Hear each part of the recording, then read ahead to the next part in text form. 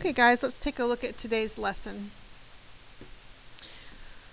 What we're going to be doing today is building off of what we learned yesterday in preparation for our application lesson tomorrow. So when we're working with the applications, a lot of them have to do have logarithms in the equations, and so what today's lesson is going to be doing is working with logarithms, just to kind of help you get ready for our application lesson, which is tomorrow. So it's a bit of a bridging day to get us to where we're going.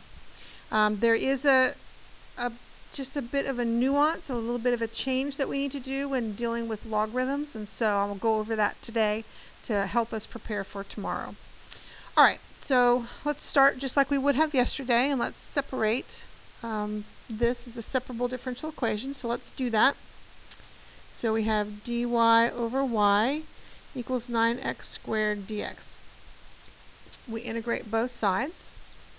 And as you can see there on the left, we're going to have natural log absolute value y.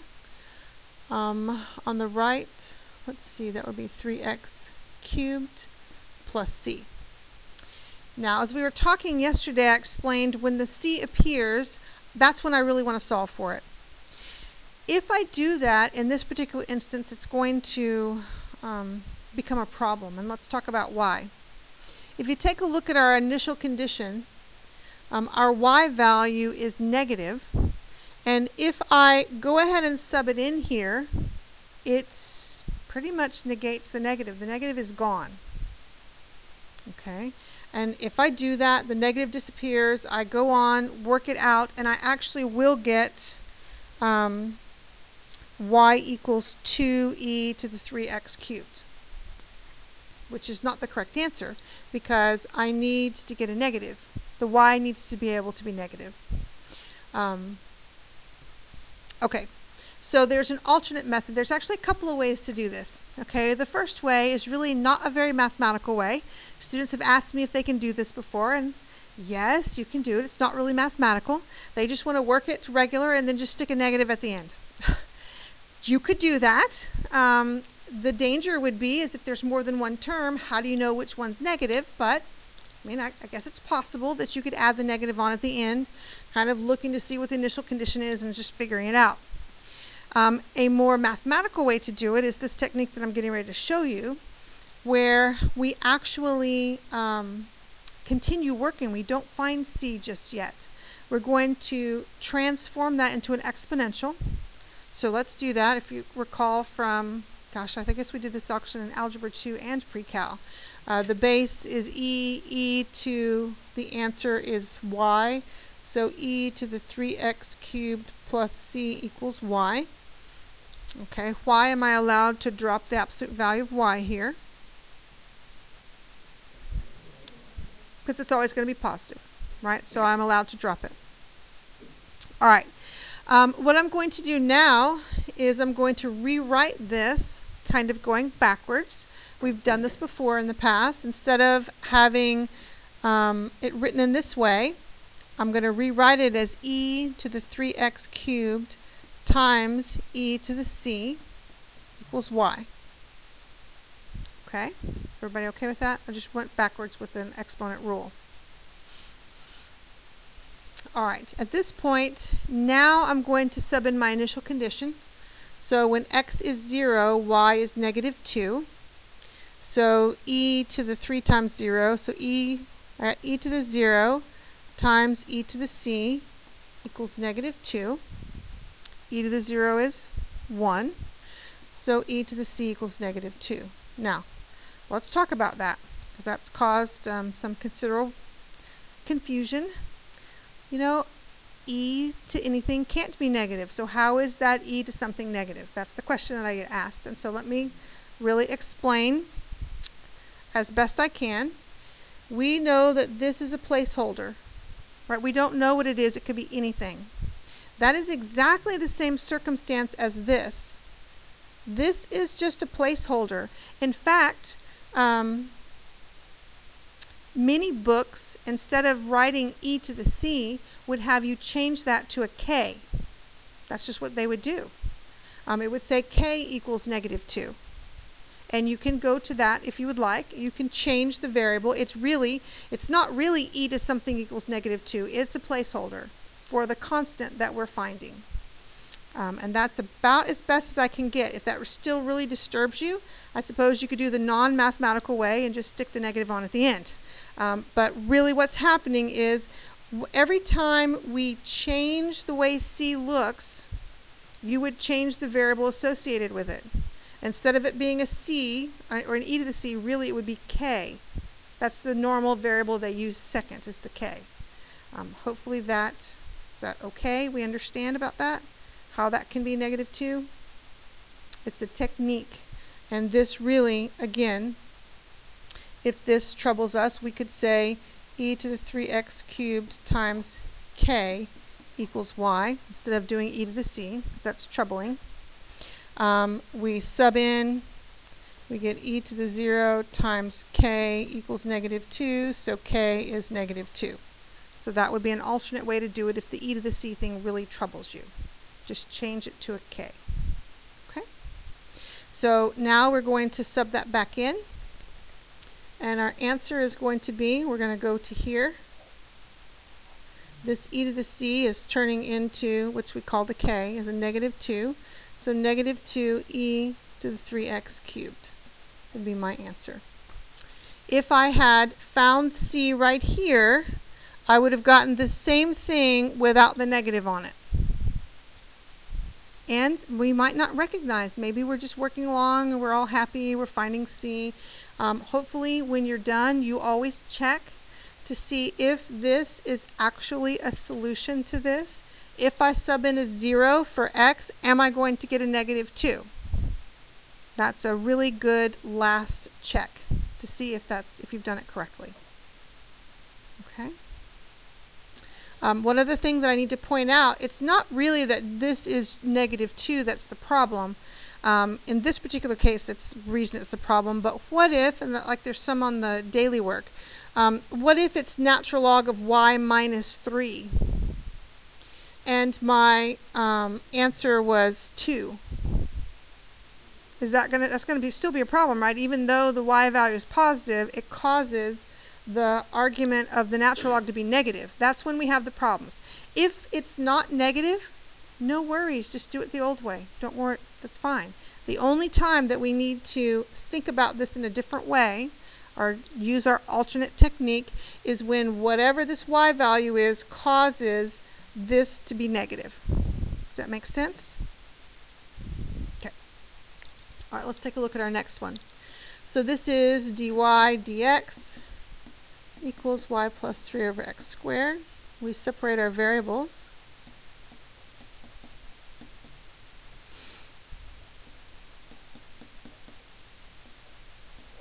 Okay. At this point, we would really need to do a little baby USubstitution. And eventually, I would like for you to be able to do those in your head. Okay, this little baby USubstitution, we would make u y plus 3, right? And then the derivative of y plus 3 is 1 dy. So I'm going to go ahead and write the little baby USubstitution. I'll go ahead and write it out. We're going to be working towards not having to write it and doing it in our head. So u equals y plus 3, du equals dy. So really we're doing the integral of du over u equals integral dx over x squared. Alright, so this gives us natural log absolute value of u, which we know u is y plus 3, equals, let's see, I have x to the -2. So I add 1 to that, get -1. So we have -1 over x plus c. Okay. If I use my initial condition, if I stop right now and use my initial condition to find c, is that going to be a problem? No, it's not going to be a problem, right? Because this 1 just causes that to be 4. That's okay. So my preferred technique is as soon as the c appears, find it. And I can do that here because this is not negative. So we have natural log of 4 equals -1/2 plus c. So c is going to be natural log of 4 plus 1/2. Now don't get concerned about the natural log of 4. You don't have to know what that value is. In fact, we don't even want to know the decimal equivalent. We're going to keep it like that. Just going to keep it like that. So we sub this back in. We get natural log y plus 3 equals negative 1 over x plus natural log of 4 plus 1/2. We have to solve for y. And eventually, I think most of you will be able to go from here straight to the answer. Okay? I'm not going to do that right now because we're not all there yet, but I'm going to show you the algebraic steps. But any of these algebraic steps that you could cut out, that's fine. So we're going to solve. We're going to solve for y. So I'm going to do e to the other side equals y plus 3. And yes, I moved the 3 over, but that's really not all I have to do. I have to simplify that. So let's talk about that. And again, this many of you could do in your head, which is fine. I'm going to move it over in just a second, the 3 over. I can rewrite this as e to the negative 1 over x times e to the ln 4 times e to the 1/2. Okay, and in fact, I'll go ahead and do that step. I normally, don't, but I just want you to see all the algebra involved. E to the 1 over x times e to the ln 4 times e to the 1/2 equals y plus 3. The reason is to save this little piece right here. That's really a very easy number. E to the ln 4, what is that? It's just 4. It's just 4. So my answer is 4 e to the negative 1 over x plus 1/2 minus 3 equals y.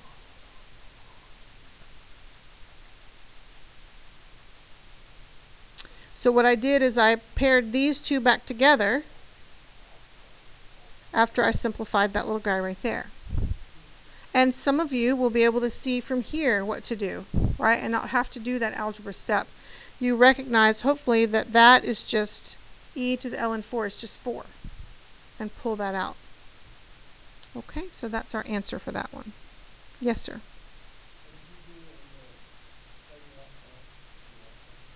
Here? Oh, here. Here? So, where did this come from? What I did is I took my C value and I put it right here. And I recopied this whole thing with the C value on it. Yeah. And then from here, I convert it to an exponential and look for. Is that okay? Okay. Anything else on this problem before we do our next one? Okay.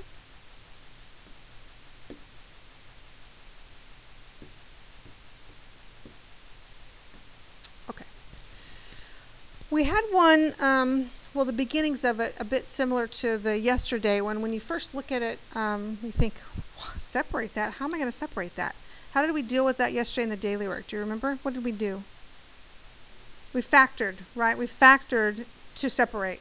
So let's factor. So I have dy dx equals 4x cubed times y plus 5. So separating that out, we get dy over y plus 5 equals 4x cubed dx.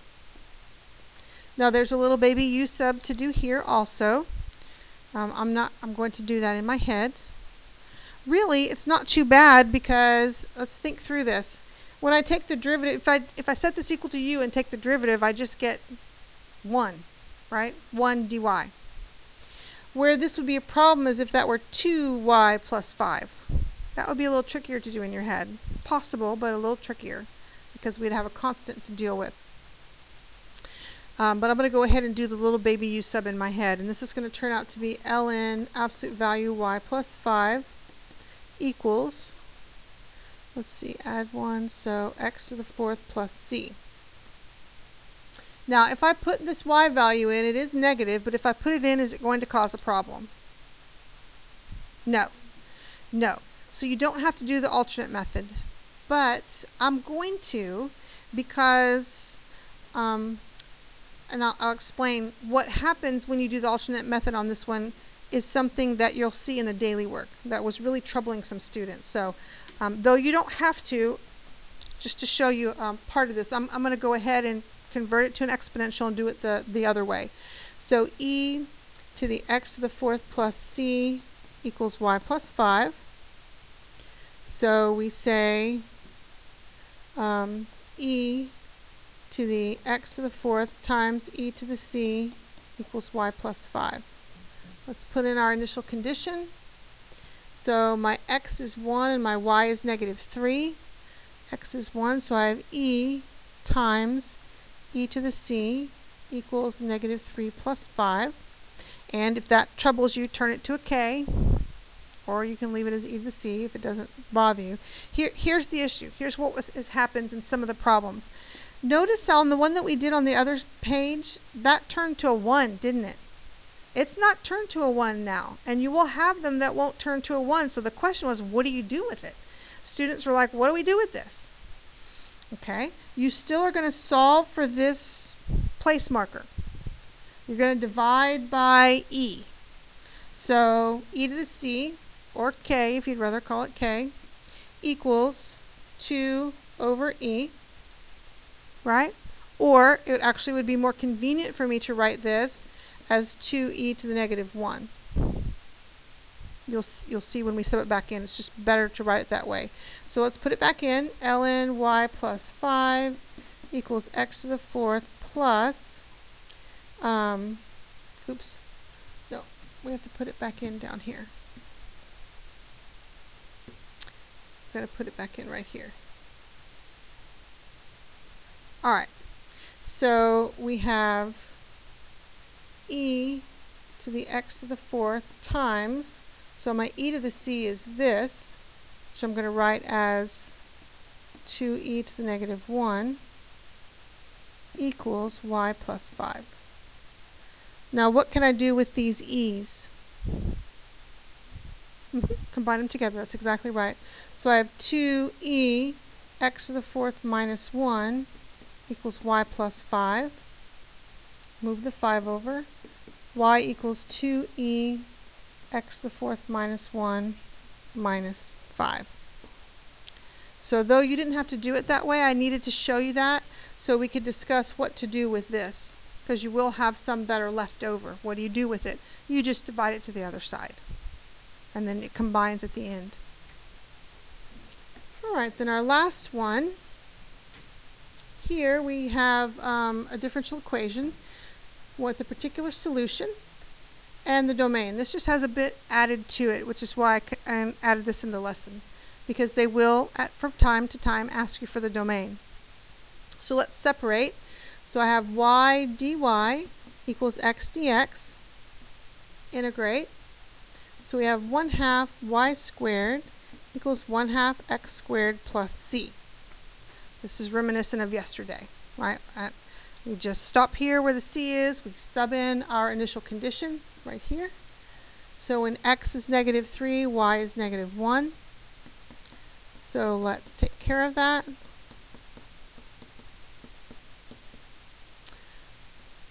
We sub that in. We solve for c, and we get c is negative 4. Okay, so let's put that back in. 1/2 y squared equals 1/2 x squared minus 4. So if you recall from yesterday, we solve for y, multiply through by 2. So we get y squared equals x squared minus 8. Then we square root both sides. Is that the answer? No, it is not the answer, right? It's a couple of different answers. We want to choose the particular solution that goes with this point. Which one would that be? The negative one. So my actual answer is y equals negative radical x squared minus 8. And then what they're asking is for the domain. So that kind of goes back a couple of, I don't know, pre-cal or algebra 2. what we do is we set what's under the radical, we force it to be bigger than or equal to 0, right, because it's a radical. Have a number line. The zeros of this are negative 2 root 2 and 2 root 2. So I do my sign chart, and y'all are experts at sign charts by now. You've done a gazillion of them. So I'm not going to talk about how they work. That's just the signs. My domain is going to be which segments or which sections. Right, we want what's underneath the radical to be larger than or equal to 0. Right, so our domain is going to be negative infinity. Okay, draw the infinity. So negative infinity to negative 2 root 2 and 2 root 2 to infinity. Why did I include the negative 2 root 2 and the 2 root 2? Yep, because that's where it's 0, and it's fine in this particular instance to have 0 under the radical. Mm-hmm.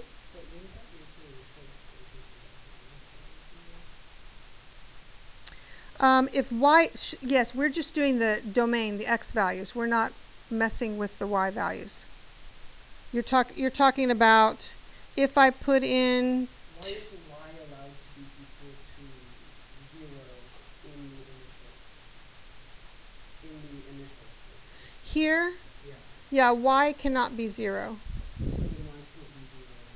Oh, you're talking about this piece, right? Oh, I see what you're talking about. This piece right here. Yeah. Yes. In this particular instance, y should not be 0.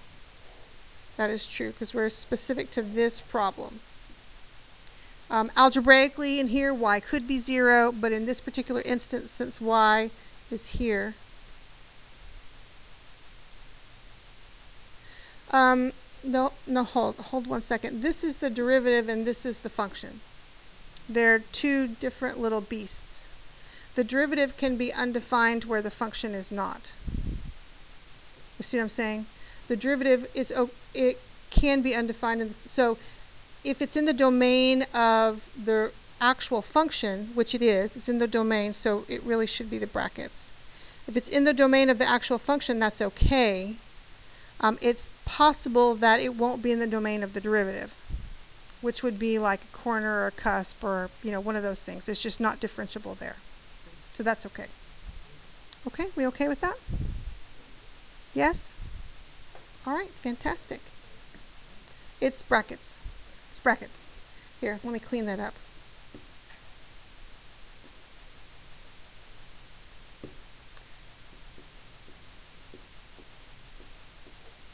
Because we're finding the domain of the actual solution, not the derivative. Okay, is that okay? All right.